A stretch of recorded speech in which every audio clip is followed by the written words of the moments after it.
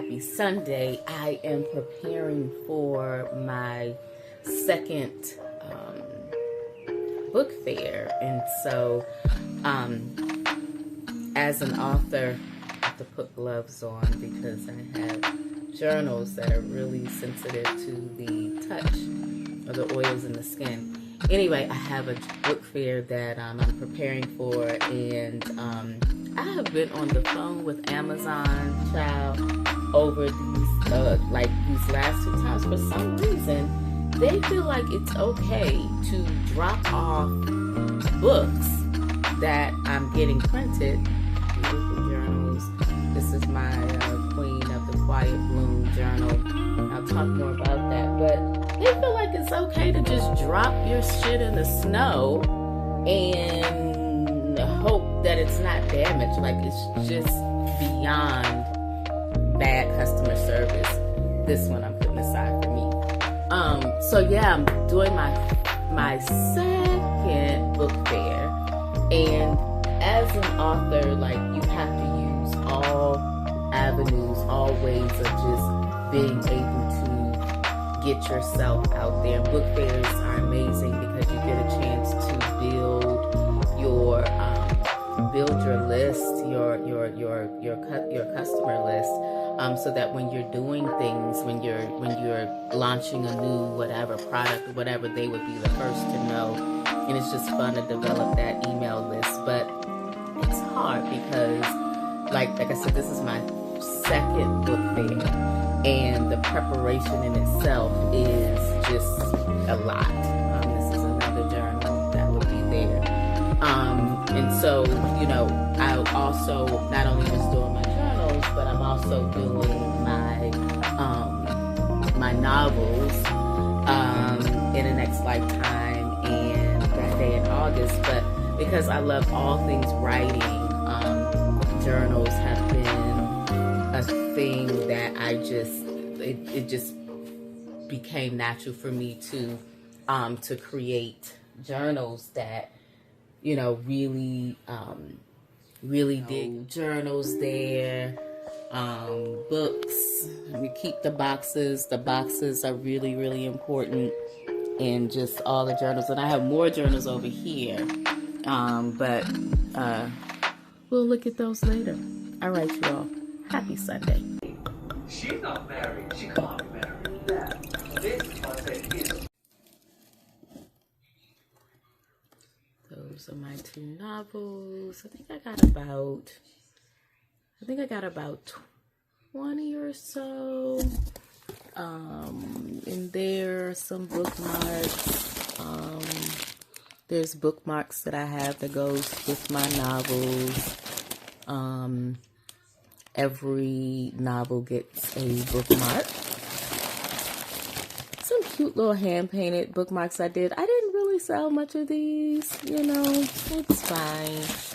And then there's these like cute little bookmarks. I gotta take them out. They have my logo and the link tree to my, or the QR code to my link tree with my logo. These were really cute, and these are bookmarks that goes with the journals, and they have these really, really, let me see if I can grab one out. So there were beaded semi-precious stones, and the bookmarks goes with the journal. So, this is my sauna, the monstrosity, but it works. It's great.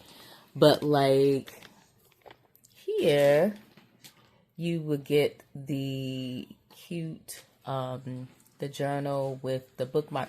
Now the bookmarks are not free because they were, these are actual, let me see, I can focus here. Yeah, they're actual, I cut myself, boo-boo. They're actual like amethyst, and you know, they are, you know, really expensive stones that I spent, but I really feel like they just really give such a cute little healing effect too.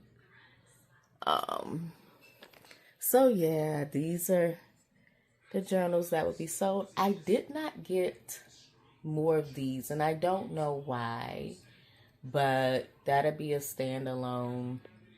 But yeah, the Queen of Dark and Light, the Queen of Quiet Bloom, the Queen of Musing and Manifestation, the Queen of Renewal and Rebuilding. That's a journal that I just finished. This is the Queen of Death and Transformation. This is my male one, and I hope to sell more of these. I hope men get more into journaling. It's really important for them as well. But this is my King of Rose and Horn, which these two are married. The Queen of Rose and Thorn. The Queen of Rose and Horn, like they're a married pair. Yeah, anyway, but this is like one of my favorites. And then this, is interesting. Like, I sold more out of the Queen of Renewal and Rebuilding. I sold more out of that than I want to say. And the Queen of Death and Transformation was a big hit too. But these will be all the ones that I'll be hosting at the book fair. And this is a cute little notebook that just is a lined notebook, but that is my original art. That's my original art, and it's a cute little notebook that you just throw in your purse. And that's my brand QH Queen of Healing notebook collection, which more are going to be coming out soon. So yeah, we're getting ready. Here are all of the tubs of things that I got to look through and try to figure out, like, what am I going to take actually. Last time I took so much stuff. My favorite thing, I don't know if you can see it, it's these gold like cake stands, but I turned them into stands to hold my books. It was very elegant. Very, very elegant. So anyway, we will be doing packing and all the things this week. Okay, bye.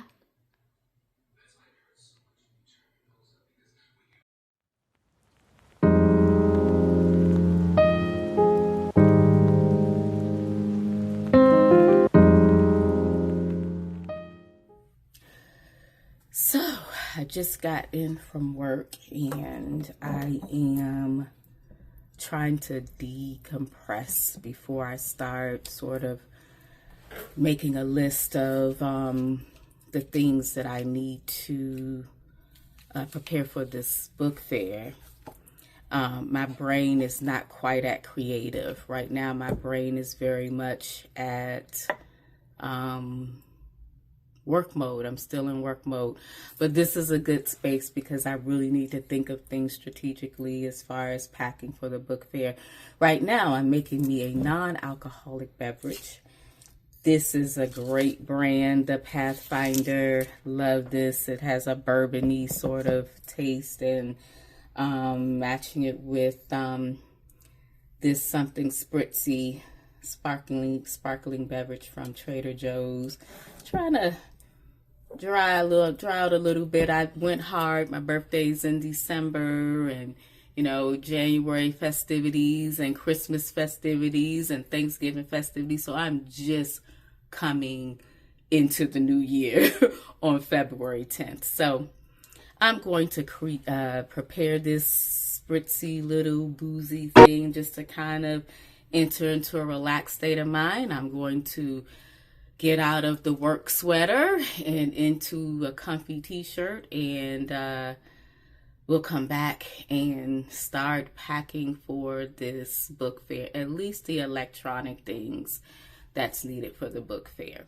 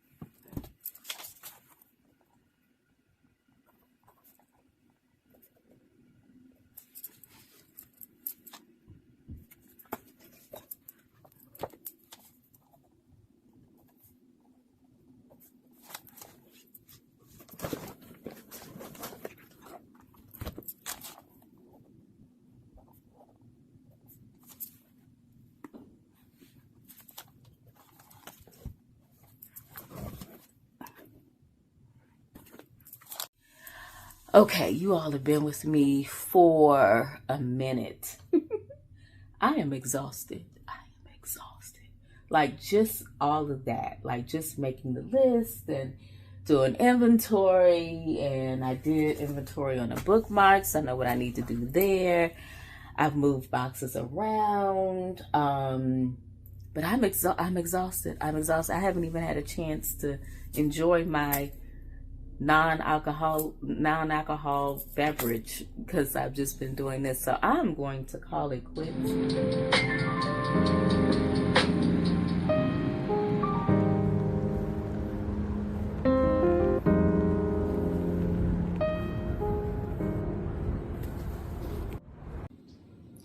It is book fair day. Here's all the things. They sent you something else? Book fair day. I'm ready. Good morning. We are at the Soulful Chicago Black History Fair. There's my god brother helping me. This is a job. All right.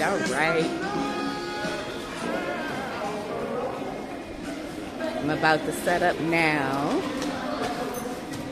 Here's my step and repeats.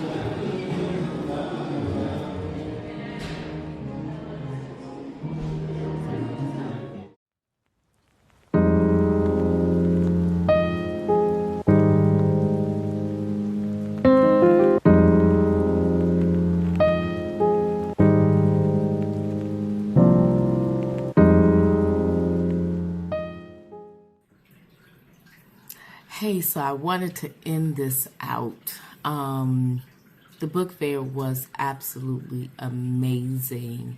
And just as I get a chance to reflect on what I learned, I think one of the key things is that, like, I didn't need the whole week to pack. I mean, by the time I got to Saturday, I had doing that first, the packing that I had done, that we had done together. That was the main things I needed to do. Everything else was just, I knew I needed a table cover. I know I needed my books. And so those were the main things and just some decor. One of the things that I did learn was that doing that, I wish I would have done a pre-table setup just to, because when I got there, we got there about 7:45. I spent like the first 30 minutes to 45 minutes just trying to figure out the table. And it ended up being okay. By 10 o'clock, the table was all set up. But I really didn't think about or estimate, okay, I have a 6-foot table, and that's the only space I have. And I didn't really work that out. And had I done that as I had planned, I would not have spent so much time just trying to figure out how to get this table together. There were people that came, they had their table set up in a matter of 15 minutes, and it took me 45 minutes because I had all these cake risers. But the last time I had so much more space to kind of move around and to expect, to kind of spread out. So it all ended up well. That was good. I think the other lesson I learned too was that, having an adequate amount of sleep. And I had sleep, but I didn't take into account really getting good sleep days before. Making sure you have snacks. I could not, as the author, I couldn't get up from the table and go, oh, I'm gonna get a sandwich, or I'm gonna go get some chips. And thank God I had my god brother there with me, but like I couldn't get up. And so, having snacks, which I had on my list to purchase snacks and didn't do it, but having snacks, having water, just having, just little creature comforts for the long day, because it is a long day. We were out there from 8 to like 5:30. Everyone started packing up. So having those little creature comforts that gives you energy and, to keep going throughout the long day, you have to have that, because it's not only you're talking all day. You're talking to your customers, you're talking to, you're sort of coaxing and coaxing and talking people into your product, into your books. You're telling them on the fly what your books are about, and you have like 2 minutes maybe before they glaze over. And a lot of times I saw people glaze over, and I think the thing that brought them back was the product, was the attraction of my table. I would definitely say, one of the things I did learn is that having an attractive table and having an amazing providing an amazing shopping experience is really, really key to you, selling your books. There was some that just had, they just had just their books and nothing else, but people really, when they come to your booth, they want to have an experience. They want to step into a world. And even if you have just a table, you want to provide that experience. You want to provide a shopping experience where they can step into your world.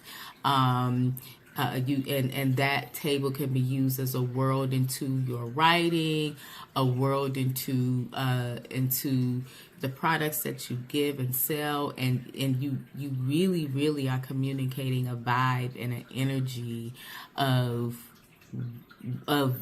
what you write and who you are as a writer. I think the last thing I would say before, leaving here is,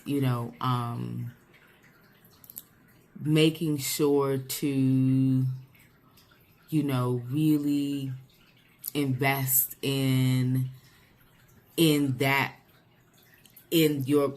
book fairs and the presentation thereof, because as a indie author, this is one of the major ways that you are attracting audiences to your novels. This is the main way that you are getting units sold. When you first start writing, when you have 1 or 2 titles, especially if you are you're full-time working in another place, but you're a part-time author, you don't have that leverage of being able to, churn out 2 novels a year or even 3 or 4 novels a year. You have, maybe like me, I have 1 novel I can do a year because I do work and I have other things that I'm doing and trying to do. But so using the titles that you have and creating that experience and going and showing your face at book fairs is really helpful, because not only are you gaining traction, getting units sold, gaining traction as far as customers, but you're also developing email lists which are yours to keep. And as you begin to get into your novel career, you send out a newsletter and you add these new people, and you just begin to develop a new new contacts and new customers throughout these book fairs. And the one thing about being an indie author, like, you do pay on the front end. You really, really do. Like, for the anomalies that they put 1 novel out there and all of a sudden they got a book deal or whatever deal, great, hands up. But for a lot of people, you really do have to show up, and your footpath, your footprint across these different book fairs and conferences is where you begin to develop your customer base who are really interested in your novels. One of the things too, I think one of the last things I'll say is that this book conferences or book fairs are not only good just for customers and selling your books, but it's also good for contacts. So I have a woman that I connected to where we're going to start writing together just for that accountability piece and to be able to spar with another writer. The second is, because I create journals, there was a woman who has a journal group with women, and she's going to invite me to come and speak and talk about journaling and do sort of a journal facilitation course. Then there was a young woman and two young women who have book clubs, and they're going to take my book and they're going to read my book as a part of the book club. And thank God the book that they chose to read, I have book club questions in the back already. So, they're going to invite me on to do the podcast, do an author podcast. So it's these connections, again, not just about moving your books, but also about developing contacts that's going to encourage you as a writer, but also get you out there, get your voice out there, get your face out there, get people talking and get a buzz around your books. It's that initial footprint that I learned from this book conference that really starts to get you into get your name and your face out there. It's a lot of front work first. So as you begin to either if you're thinking about writing, or that you're going to write, or if you are in you got that first novel that you're about to push out, or if you are working on that second and third, like I'm working on my third, these are the lessons that I'm learning that really, the hard lessons I'm learning about pushing yourself, especially if you're choosing to be go the self-publishing or indie author route as opposed to the traditional publishing. So it was so hard to be able to capture all the amazingness that happened at the book fair. So I hope you got a chance to see what it looks like. And then if you look below, and there's the description below, I will provide a checklist as you decide to go on or to do book fairs or book conferences. I have a cute little nifty checklist that you should use to get you ready, because when I started trying to prepare for the first book fair, I looked up, I end up having to look at craft fairs, like how people prepare for craft fairs, and I had to pare that down for book fairs. But so you have a list of things that you'll need in the description below for how to prepare for your first or second or maybe even third book fair. So thank you so much for joining. Please subscribe, and thank you for stopping by. We'll see you soon. Bye.